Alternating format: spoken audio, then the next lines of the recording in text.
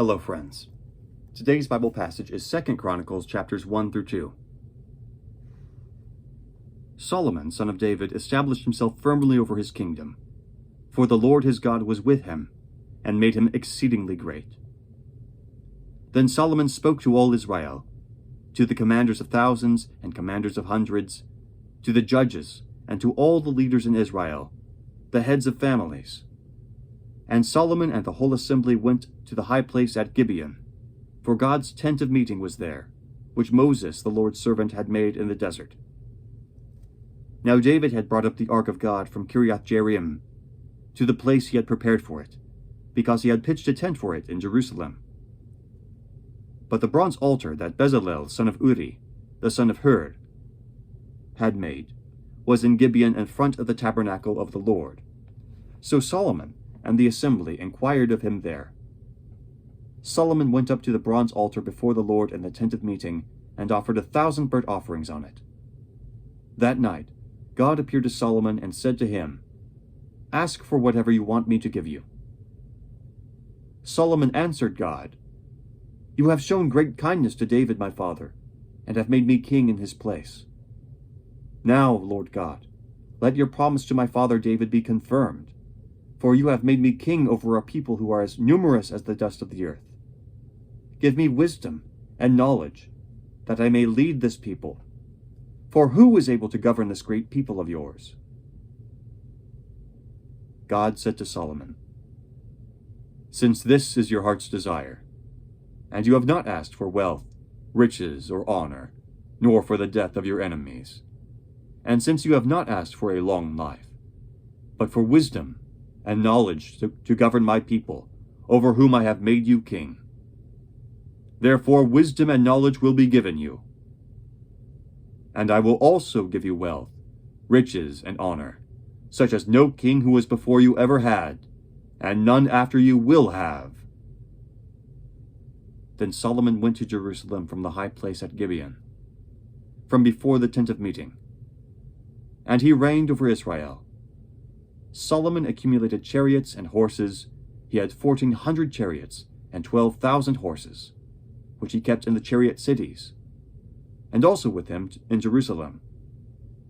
The king made silver and gold as common in Jerusalem as stones, and cedar as plentiful as sycamore fig trees in the foothills. Solomon's horses were imported from Egypt and from Kuwait. The royal merchants purchased them from Kuwait. They imported a chariot from Egypt for 600 shekels of silver, and a horse for 150. They also exported them to all the kings of the Hittites and the Arameans. Solomon gave orders to build a temple for the name of the Lord, and a royal palace for himself. He conscripted 70,000 men as carriers, and 80,000 as stonecutters in the hills, and 3,600 as foremen over them. Solomon sent this message to Hiram, king of Tyre: "Send me cedar logs, as you did for my father David, when you sent him cedar to build a palace to live in. Now I am about to build a temple for the name of the Lord my God, and to dedicate it to him for burning fragrant incense before him, for setting out the consecrated bread regularly, and for making burnt offerings every morning and evening, and on Sabbaths and new moons, and at the appointed feasts of the Lord our God. This is a lasting ordinance for Israel. The temple I am going to build will be great, because our God is greater than all other gods.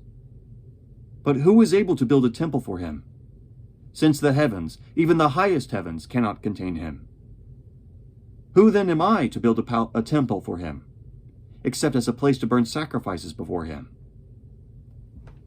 Send me, therefore, a man skilled to work in gold and silver, bronze and iron, and in purple, crimson, and blue yarn, and experienced in the art of engraving, to work in Judah and Jerusalem with my skilled craftsmen, whom my father David provided. Send me also cedar, pine, and algum logs from Lebanon, for I know that your men are skilled in cutting timber there. My men will work with yours to provide me with plenty of lumber, because the temple I build must be large and magnificent.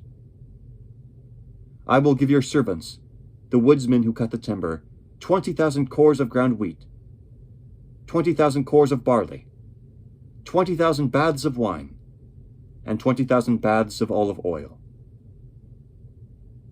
Hiram, king of Tyre, replied by letter to Solomon, Because the Lord loves his people, he has made you their king. And Hiram added, Praise be to the Lord, the God of Israel, who made heaven and earth.